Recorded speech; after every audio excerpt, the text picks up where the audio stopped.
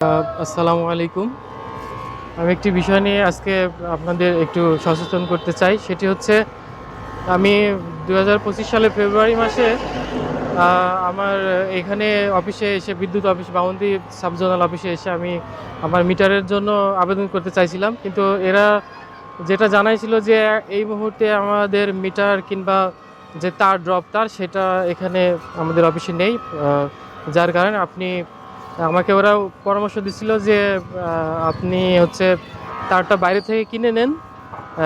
কিনে নেওয়ার পরে আমরা আপনার যে বিদ্যুৎ বিল আসবে সেটার সাথে আপনার সমন্বয় করে দেওয়া হবে।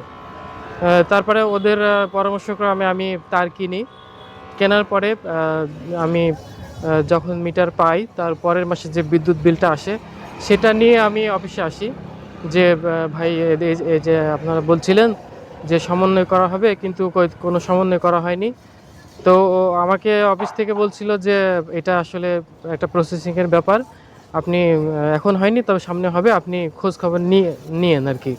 তো আমি আজকে হলো জুলাইয়ের 13 তারিখ। আমি আজকে আসছি অফিসে বিলটা নিয়ে। তো অফিসে এসে তারা বলতেছে যে দেখেন এটা আসলে এটা হবে না। আমি বলছি, কেন হবে না? আপনারা তো বলছিলেন যেই প্রসেসিংয়ে বলছিলেন আমি সেই প্রসেসিংয়ে আপনাদের কথা মতোই তো কার্যক্রম চালাইছি। এখন বলতেছেন হবে না, তাহলে আমি একজন গ্রাহক, আমার তো অনেক টাকা খরচ হয়েছে এই তারের পিছনে।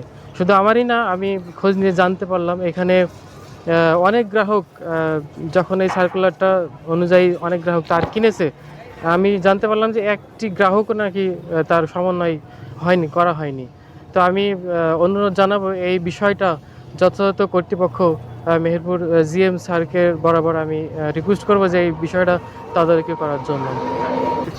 এটা অবশ্যই গ্রাহকদের সাথে অনেক একটা হয়রানি এবং ভোগান্তির বিষয় তো অবশ্যই, এবং হয়রানি এবং অনেক গ্রাহক সেই সময় যারা আবেদন করছিল তার কিনেছে যারা, তারা অনেক গ্রাহক তাদের অনেক আর্থিক ক্ষতির সম্মুখীন হয়েছে।